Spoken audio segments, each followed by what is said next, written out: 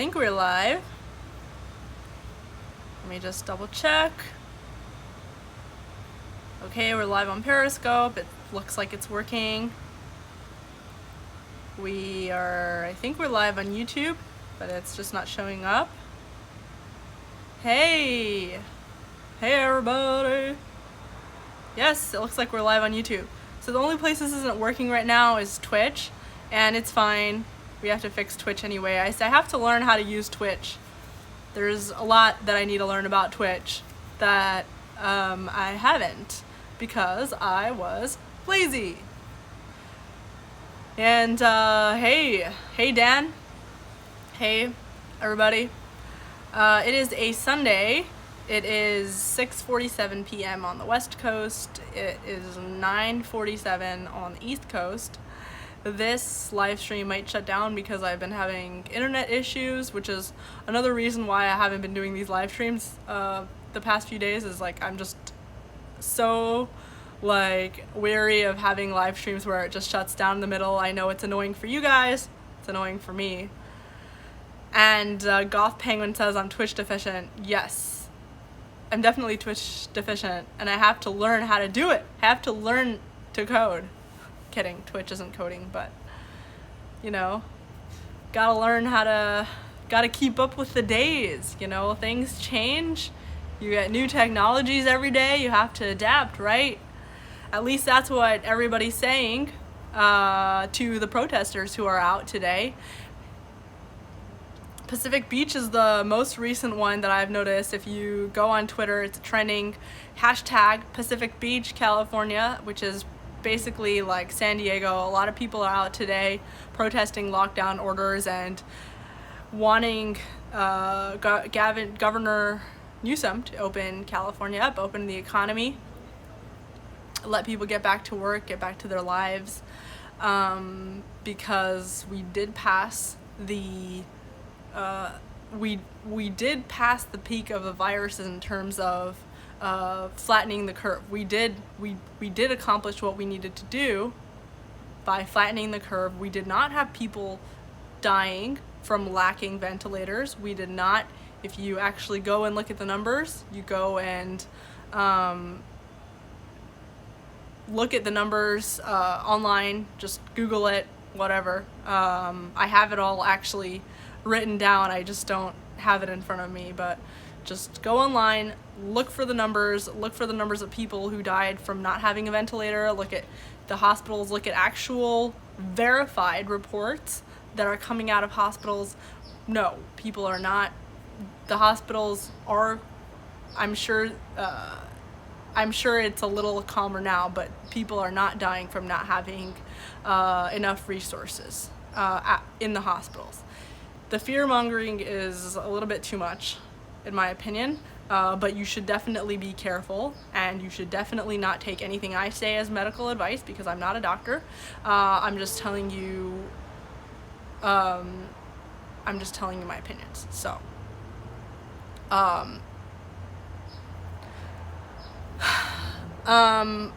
but also our hospitals are not as overflowing as they're making it seem like in the media, which when I say don't trust me on it, I'm not saying don't listen to what I'm saying. I'm saying go and verify whatever I'm saying. Go and look for proof yourself. Go and verify it for yourself. I'm not saying don't listen to me and go away and shut me out. I'm saying go and look for proof yourself. Don't just say yes or no based on what I'm saying. Go look at the numbers yourself. You will see that people are not dying from lacking ventilators and other things. We are thankfully a very wealthy country. We have the resources that a lot of other countries do not have.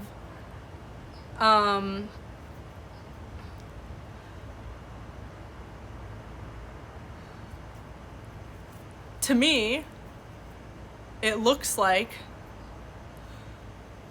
when I talk to people, old and young, what I'm hearing from people, not from journalists and reporters, but from human beings, from talking to people, from going out on social media, from seeing people in the streets, trying to get as much information as possible.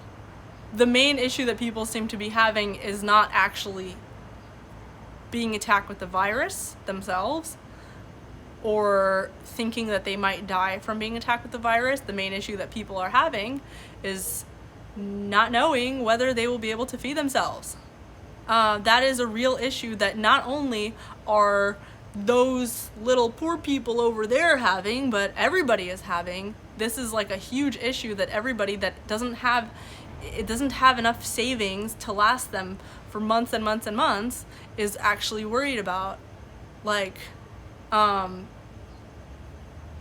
what if I lose my job? What if I don't have enough to last me for the next few months? What if my business collapses from this? What if I go bankrupt? What if my home property becomes foreclosed? What if like all these bad things happen? And yes, the government is really, really, really doing a lot. They're doing a lot to alleviate the problem on a lot of people. And they're really, like they send, there is a lot that the government is doing, and there is a lot the government can do. But people are genuinely afraid. What about the next few years? Because what it looks like is that despite previous claims by governors that we're just waiting to flatten the curve, and once flatten the curve on how many people are going to be at the hospitals at one shot, once we pass that goalpost, then people can go out again, because at least the hospitals will be able to withstand the capacity of people that are going. Now the goalpost is pushed off, so it's like, oh, we might not let you out for the next year or the next 2 years. And when people see that, they get genuinely afraid about their futures. Yeah.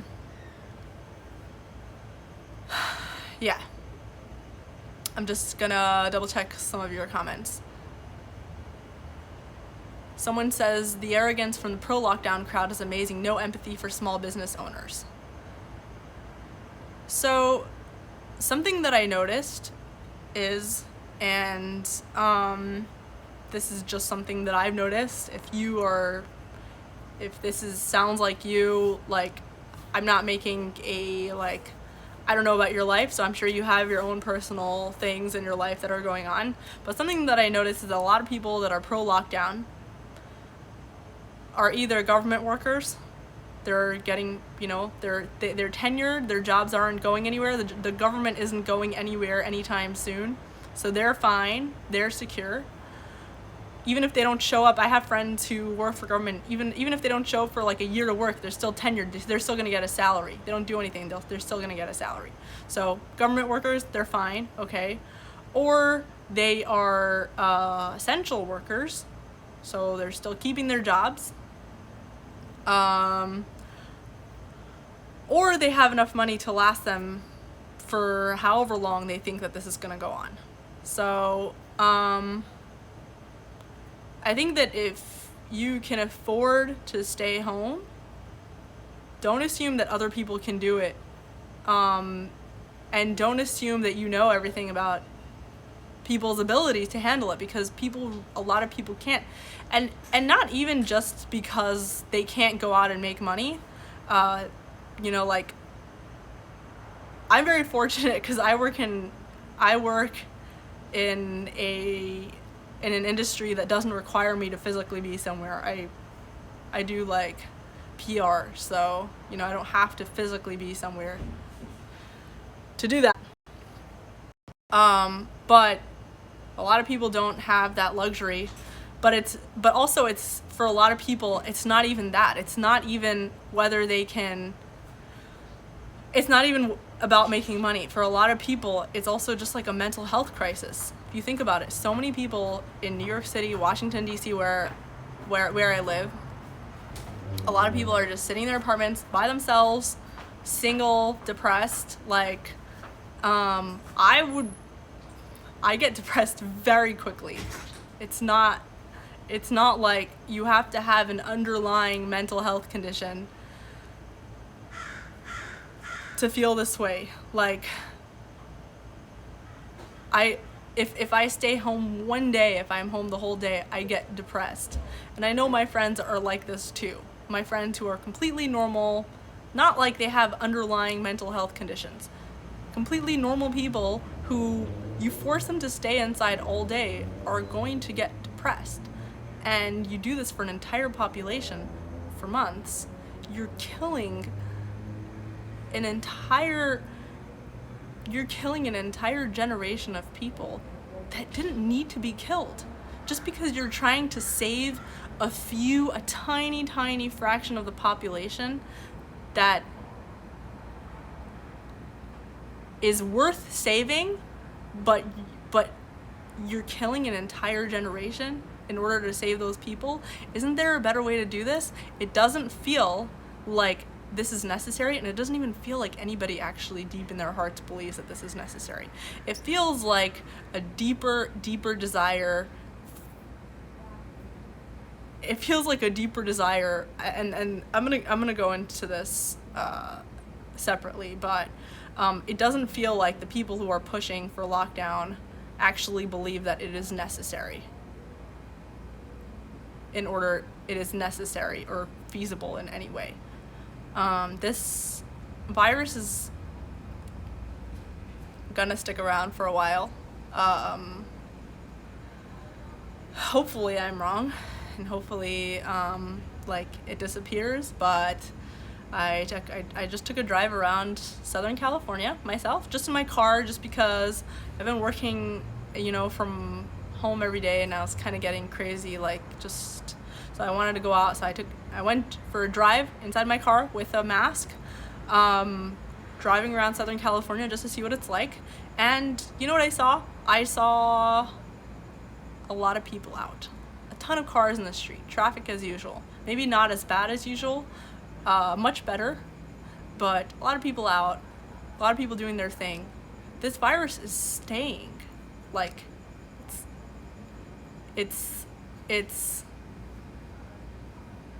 It's gonna be around, and there has to be a way for us to coexist with this virus. There has to be a way for us to live in a world with viruses without killing a healthy generation, an otherwise healthy generation. Someone is saying you drove inside your car this whole time. Sorry, my English is kind of weird. Although, I'm saying that as if I'm first generation. I just speak weird. English is actually not my first language, by the way. Farsi is, but aside from that, I've been speaking English my whole life.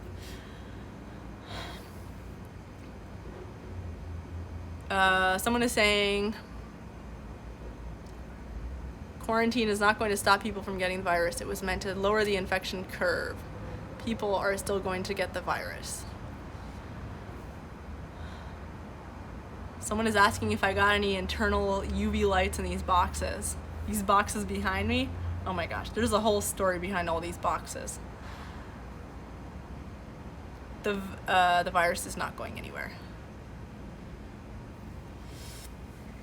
Yes, it's not going anywhere, and I'm not saying that we should go out and put people in danger, and I see that there's a lot of people going out on the streets. While there's so many things I love about it, I also think you should be putting on masks, always better safe than sorry. Be careful when you go outside. I don't want you to put yourself in danger, or anybody. I don't want you to be in danger. That's not what I want by you going outside. But I think that there is a way for us to be able to get out, reopen the economy, don't allow foreign governments and competitors, you know what I'm talking about, to stuff our economy to death. Don't allow them to do that. don't allow these, like, you know, foreign actors to let this happen to us. Just because some people are cheering it on, it doesn't mean you as an American who cares about the future should be cheering it on too. And I know I sound like, you know, like, I don't know, like the things that I'm saying, I hear other people say like, oh, that's a crazy conspiracy, crazy whatever. I don't think I sound like a crazy conspiracy theorist, because it's not, there isn't anything to debate about it. It's just a fact, and everybody agrees with me. You keep this going for another month or 2 months, the economy is dead. And not only the economy is dead, people's morale, people's spirit is dead. There is no, like, hope left. And it's not just about money. And anybody who thinks that it's just about money and it's just people just care about money is kidding themselves, or they just don't understand. They're not in that situation.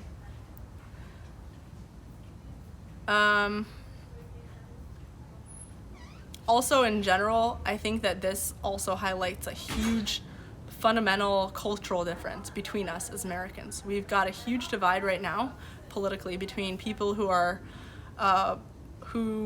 pro-government and people who are pro-less government. What I mean by that is people who are and I think this is like just like a fundamental belief that also has been shaping up our politics right now. We've become divided into these two boxes, and we've become so polarized that it's just, you almost can't even understand the other side. You almost can't understand why the other side thinks the way that they do, because we've become so polarized. It's become like two different worlds. But we've become divided between groups of people who believe that human beings are fundamentally capable and or deserving of making their own decisions, and that we can coexist in a world where we can all make our own decisions, or we can all be given the right to make our own decisions, versus a group of people who think that people are not capable and or deserving of making their own decisions, and that we cannot coexist in the same world,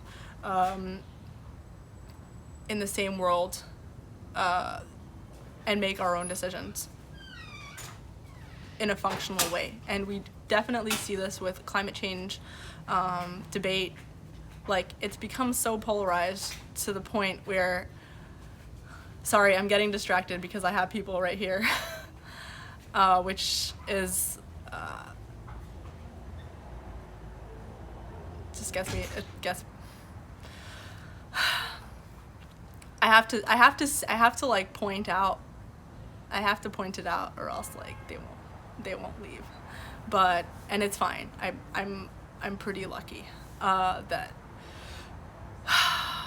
What was I saying?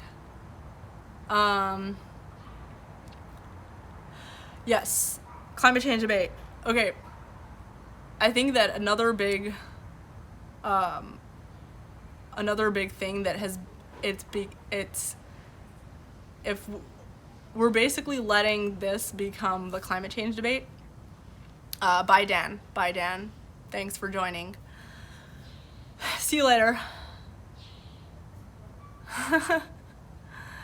Someone is saying these distractions are interfering with my distracting comments. You can bet I'm gonna go and yell at them right now, because this is another reason why I don't do live streams here.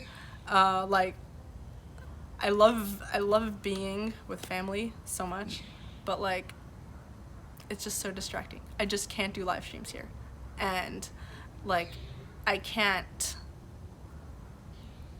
because like one, you know, they'll come here and they'll make a face and they'll go crazy, and like one like crazy like face and I don't know, like show of just makes me totally forget what I was saying, and I don't even remember what I was saying. It sounds like stupid, but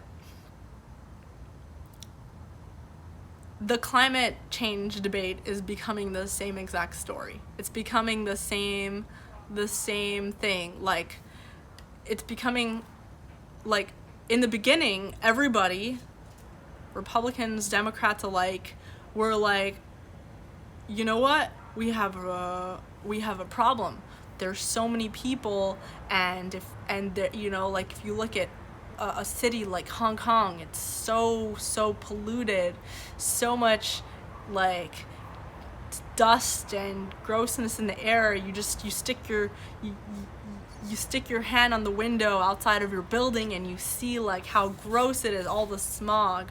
This is awful. Like, our world is becoming contaminated because we're not taking care of it. So everybody agreed that we all should take care of our world better. Everybody agrees in environmentalism.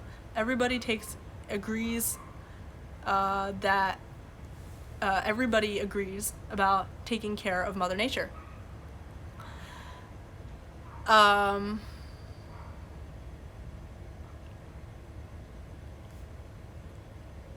Most people agree that we should take care of the world that we live in. Just, don't leave such a big mess.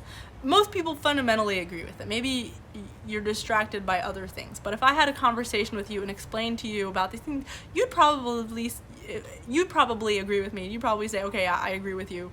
We should take care of, you live in a neighborhood, we should take care of our neighborhood a little bit. Don't throw trash in the streets in your place where you live in. Don't leave dead animals lying around. But it's become a political thing because now we put in the two big government versus small government people debate in it. And now suddenly, whether you think that we should take care of the environment has become a debatable thing. Because once you realize, as a small government person, I'm going to say this is from the perspective of a small government person because that's a perspective that we don't hear a lot because the media doesn't talk about. From the perspective of a small government person, once you realize that agreeing to we should take care of our world means, oh yeah, the government should take away all these other liberties that I had. The government should be able to control my life in so many ways that you can't imagine because we need to take care of our world. Once you realize that that's a consequence of agreeing with that, then you suddenly then you suddenly can't, even though deep down you might, right? So I'm just talking about, someone is saying, do you think environmental awareness should take a backseat with the current state of affairs? I'm just bringing up climate change and environmental awareness because I think that this is a very similar situation. Like, this started off as a situation where everybody equally together agreed that this virus seems crazy and bad and we should do something, we should stop it, we have to be careful. What is it? Let's find out what it is. We're all going to work together to try and stop it as a society, whatever. So everybody was together on that.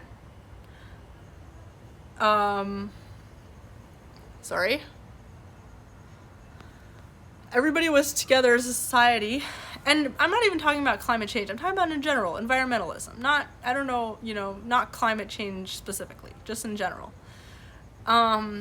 Everybody in the beginning agreed that what is this virus? We have to do something about it. We have to find out what it is. Let's stop it. Then it became, realizing that once you agree that we have to stop it means the government, we can give up our so many rights, and it's not just for now, it is permanent. A lot of this is going to be permanent. A lot of these restrictions that we're allowing the government to take, we basically handed over so many basic rights, which it doesn't sound like a right to you because you see it as protecting yourself or protecting people, but eventually it's going to become part of our lifestyle. A lot of it is going to become permanent, maybe not all of it. And when you realize that that's what it is, and you or at least you fear that that's what it is, maybe that's a fear that you have, you feel like maybe it's not true what I'm, maybe the fear isn't rational, but at least when you realize that that's something that could happen if they were to want to expand government under this crisis, they can. That's when you say, you know what, I don't care that there's this virus out there. I don't want this to be an excuse for my rights to be taken away. So that's what I think it is, and it's becoming such a like dichotomy of like, oh, well, you're either pro-science or you're anti-science, and I don't think it should be that way. I think people should be able to have like intelligent conversations, and by intelligent I don't mean smart with glasses and expert, but I just mean like be able to have conversations that are honest and not just like attacking people like, oh, you're anti-science. No, maybe just understand why people don't want to lose their basic rights forever, This is like a fundamental belief that we have as Americans, and just because other countries are different doesn't mean that we need to be like other countries. There's a reason why so many people want to live in America. It's because of our American ideals. And if they didn't, we wouldn't be having all these issues. All right, let's see. Boogaloo! Thank you, Jim.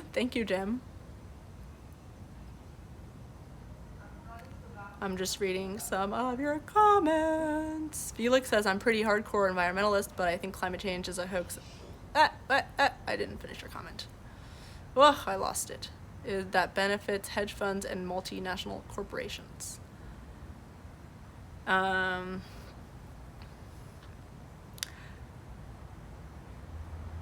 Let's see what. Castaneda says everything is easy to explain. People are just too lazy to bother looking for info or figuring anything out.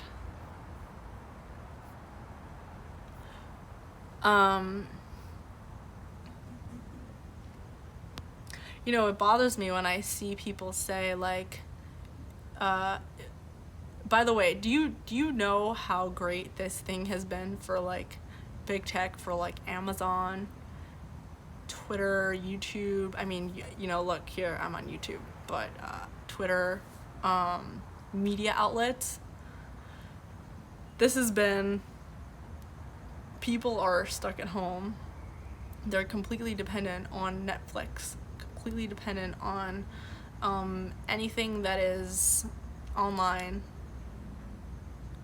When you see like journalists, if I were to come and tell people like, well, you should, or sorry, I'm not even a good example, but like, let's say essential workers or people who work in media, these industries that have been blowing up and making a lot of money since the pandemic began, at the expense of everybody else losing their jobs. But when you see those kind of people come and say like, oh, well, you should have gotten an essential job, that makes you kind of upset. Like, you should have been an essential worker like me. Why don't you go and get an essential job? Or I don't see healthcare workers saying that really. I only see healthcare workers say like, you should stay home so we can take care of the situation. I love healthcare workers. I love our healthcare system. I love our doctors, nurses, everything. Like, you see them and they're like, well, you should stay home so that, we can continue saving people's lives. And it kind of makes you think like, well, I mean, in the beginning you're like, oh, great, like, thank you for doing your jobs, and doing a good job. After a while, you're like, if you're somebody who lost their job, you don't think that way. When you see like a journalist or like a media commentator whose job is safe, maybe thriving because people are on the internet more, these live streams have been doing much better ever since the pandemic began. it would benefit me as an internet creator. It would benefit me financially if this thing continued, because everybody would stay at home. I wouldn't have to pay DC rent. I would be making, if I keep doing these live streams, I would be making a lot more views from doing these live streams. If I were to come and tell people, you should be sitting home, and if you want to go out, you're putting people's lives in danger, you want people to die. If I was to say that, that would be kind of mean and selfish, wouldn't it? It's not like I would be, like, sacrificing anything of myself by saying that.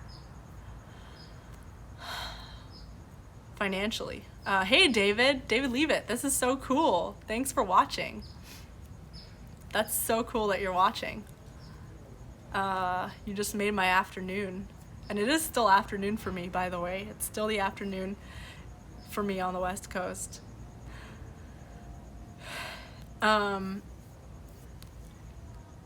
So yeah. Yeah, and not to say that they're not right, but just think that it's just a lot of people's voices are getting squashed under, like, the conventional media voice. Bart says it's 7:20 p.m. Pardes. It is 7:20 p.m., but it's still light out, as you can see. I'm outside. All these boxes and everything, this couch, this is outside. I'm outside in the sun. I'm not inside.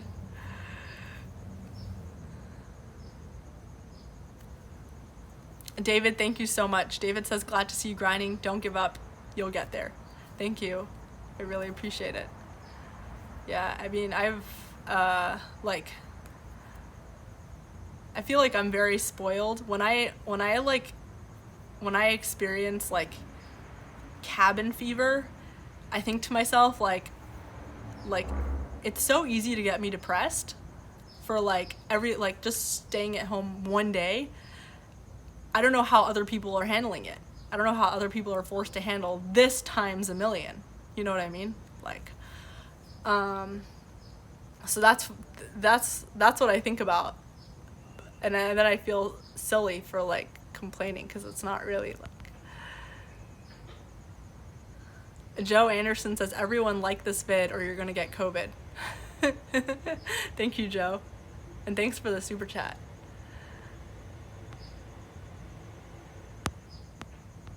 Joe says, like this vid. Poser says, you've been raised by awesome parents, Pardes. Thank you, Poser. Appreciate it. Hello from Washington, D.C. I'm gonna tell my parents you said that, by the way. Hello from Washington, D.C. P. Johnson. P. Johnson 123. Talk about Cuomo. Somebody says, talking about Cuomo? Talk about Cuomo? Oh, the Andrew Cuomo that he told people to get essential jobs as essential workers. So people got really upset about that. Oh, Bootylicious says, I can't see anyone's comments in this stream. You can see, so if you, when I read your comments, I'm basically reading comments between YouTube and Periscope. So if you have, like, both tabs open, you can see everybody's comments. It depends on your preference if you'd rather watch this on YouTube or Periscope. I like YouTube just because it's more like a familial feel, and people who watch on YouTube are also more likely to subscribe to my YouTube channel, so that's, like, a plus for me. But yeah, it's kind of preference. Half of these are on YouTube, the comments, half of them are on Periscope.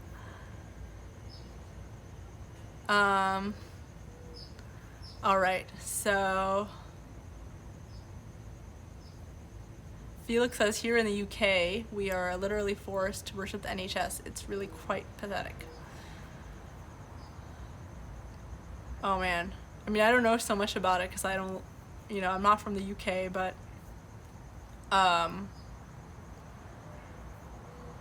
yeah, I mean, people want to, like, it's just a fundamental difference between people who'd rather be taken care of by the government, people who would rather take care of themselves.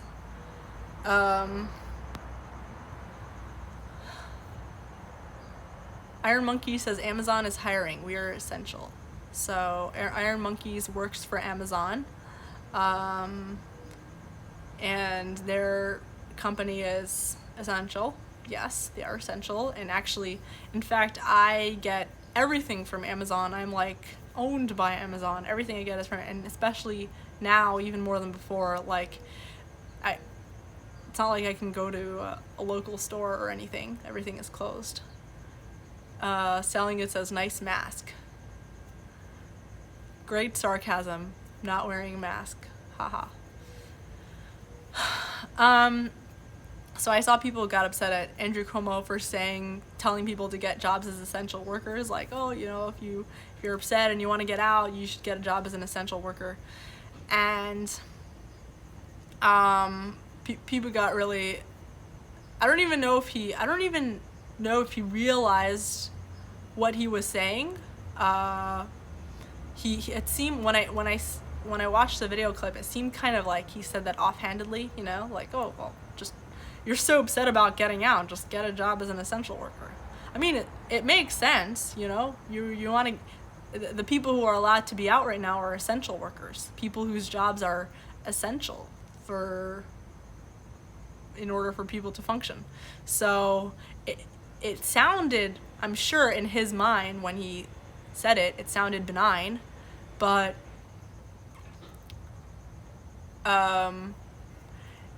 if he thought about how it sounded to other people, he would have thought twice. It really sounded like, well, you're not really essential, sorry. Learn to code. Just like, I'm sorry, this is just the way it is. I'm sorry you all lost your jobs. Why don't you just, like, figure out how to do what the coders are doing? Learn a new trade or something. P. Johnson says we need volunteers. P. Johnson is an RN, registered nurse in Washington, D.C., and they do need volunteers, it seems. By the way, P. Johnson, I signed up for volunteering in Washington, D.C. It's called DCMC, the DC Medical Corps. I signed up as a volunteer, and they like the day that I was supposed to go, so actually 2 days in a row, two consecutive times I was supposed to go for like training. Basically they needed volunteers, civilian volunteers, to come and help and test people for the coronavirus. So twice I was scheduled to go in for an orientation and a training, and they didn't need people anymore. So they did have a lot of volunteers, which is amazing, and it should be that way. Definitely, like if you can, you're in a place to volunteer, definitely try to do it. And then I left DC. So now I'm completely quarantined other than my family. I'm like not going out or doing anything. So but if you have a chance to do that,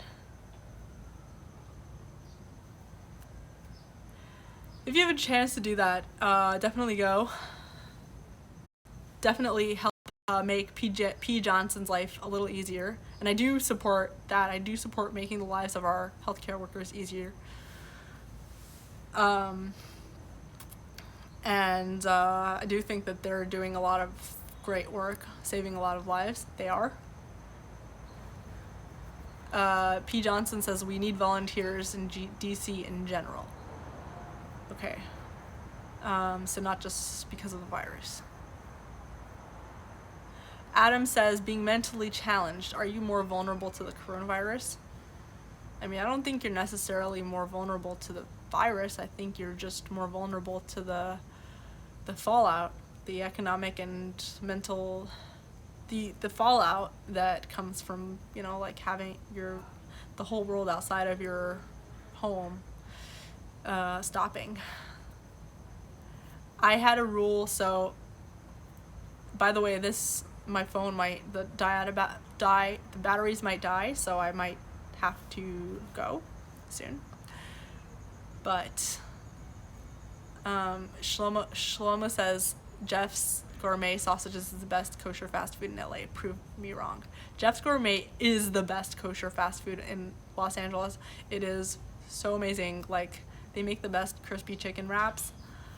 Yeah, I don't know why I'm talking about them, but actually now I'm like really in the mood of Jeff's. They're really good food. Okay, so Adam, thanks so much for asking, Adam. Yes, I will be okay. I'm just not, I get depressed very quickly, but I think I'll be fine. I'll be fine. I actually think I'm like more privileged than a lot of people. I just don't understand how people who are not going to be fine, like I don't understand how other people are handling it, because I know that I'm not like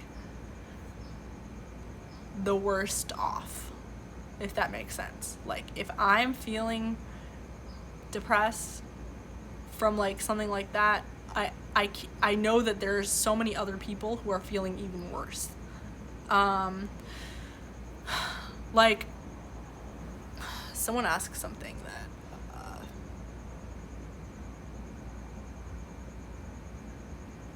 so the lockdown kind of reminds me of Washington, D.C. during holiday season. D.C. during holiday season is very like quiet and shut down in general. Every year it's like this. When Congress is not in session anymore, D.C. is very transient, so people don't really live there. They are just, oftentimes they're just working there.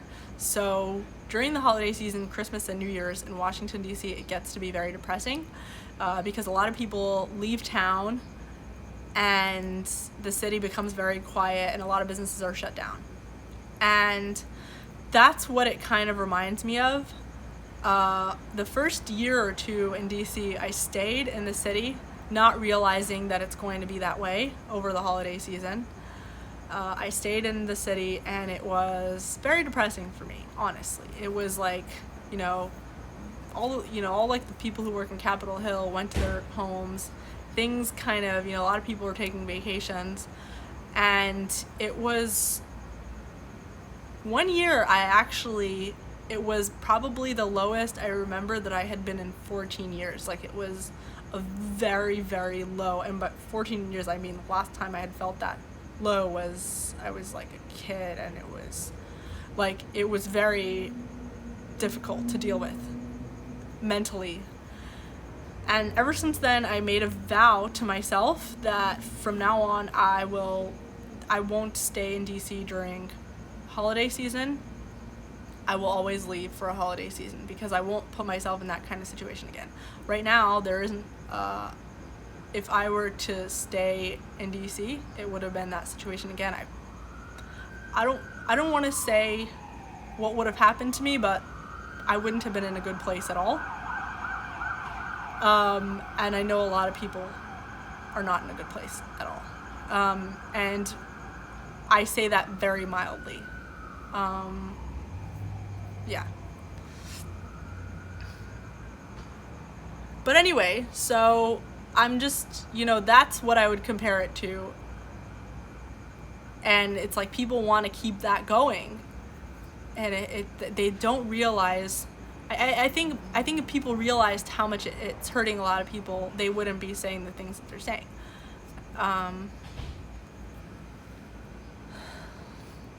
Rosemary says it would be easier for people to get essential jobs if there were fewer regulations, too many rules to get a decent job.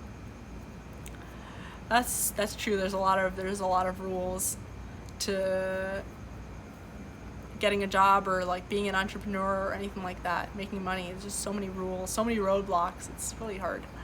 The more rules and everything there are. People don't realize by one tiny rule how many consequences can be caused.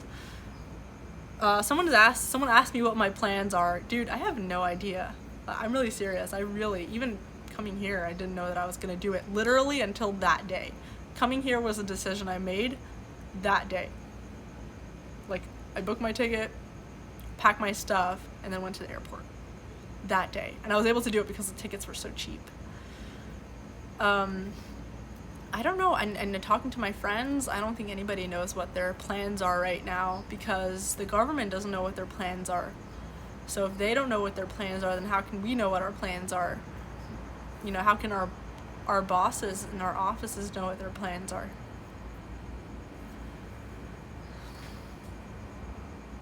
Adam says, have you got that filter that gives you massive eyes on? No. This is really how big my eyes are. Thank you. If that was a compliment, thanks. Groundhog says, get into political journalism again. Isn't my Twitter feed enough? Isn't my Twitter feed political enough? I feel so much more mentally stable ever since I stopped being in, like, media, political media. And, like, now I work in PR, and it's like, you know, like, nobody can... You guys actually saw one of my old employers. I actually tweeted about them the other day. Yesterday, I tweeted about my former boss at Pinkston. They were so great place to work. It's so much nicer than working in media, like so much nicer, healthier, pays better, just much nicer, healthier people. Like, they're not cutthroat, trying to get at each other all the time. Pinkston Group I tweeted about them yesterday because they're the first business in the country that is using UV disinfectant, like UV lights, to disinfect people as they walk into the office. And they also have this sort of chemical that they're putting all over the office to make it kind of like resistant to bacterias and maybe viruses, I don't remember. But anyway, like, go check them out. Pinkston Group.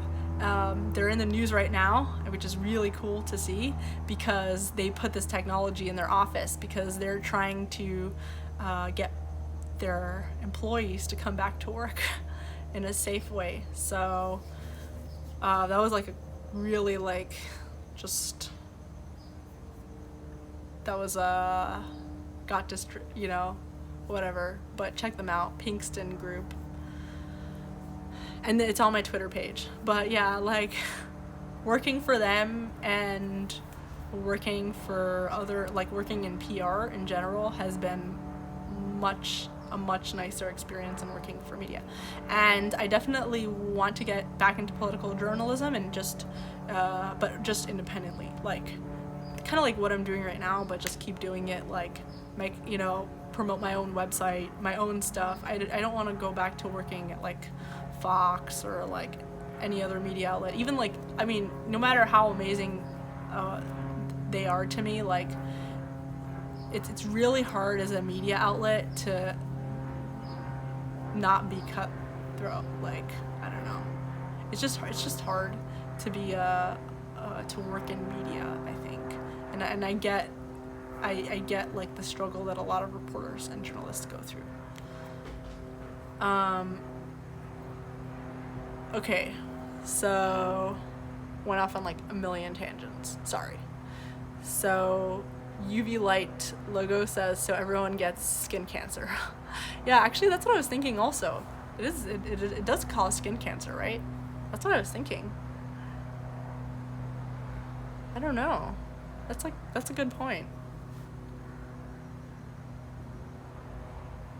Happy Trumper says, I don't know how you stay so non-biased either way. Thanks. Thanks for thinking that. I thought I was definitely biased in a lot of ways. But I really appreciate that. My opinions keep changing also. Like, every time I learn something new, like, my opinion just changes. Alright. Starting to get a little darker out. The plane is fumigating in your area. Oh yeah, you heard the airplane?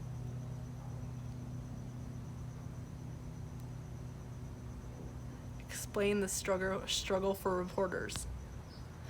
So, explain the struggle for reporters, someone says.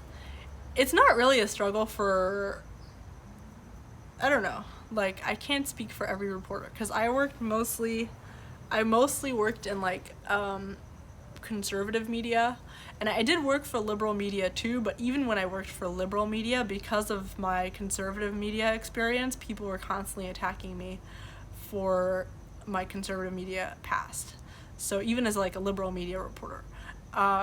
So like, but sometimes, I don't know, I just feel like as a member of the media, you're just constantly under attack. I mean, even on this live stream, we criticized people who worked in media. So like, I get it. Like, you're just always a target for attack as a member of the media. And if you're not getting paid enough for it to be worth it, like, I don't know, it's not worth it. You could just do your own thing. Like, you could just have your own, and you guys should all, if you have a chance, if it makes you happy, just have your own live streams, your own website, your own place to have your opinions. You don't need to be a member of the media. It's so stressful. Logo says, does every Californian girl speak like you? I don't know. I was told I speak very, like, Californian, but I don't know. Okay, that's it. We're gonna leave now. Phone's out of batteries. Last questions. Going once, twice, 3 times, and I am about to leave. Good night, Doug. Stay safe. Thank you. All right. Have a good night, everybody. If you're on Periscope, by the way, definitely go over to my YouTube channel. It's in the link in my bio on Twitter. Go over to my YouTube channel, subscribe to my channel, like this video, and see you all later. Felix is asking about my piano composing. I will let you know later about that. For now, it's not yet, but I'll let you know more later. Okay, see you all later. Good night.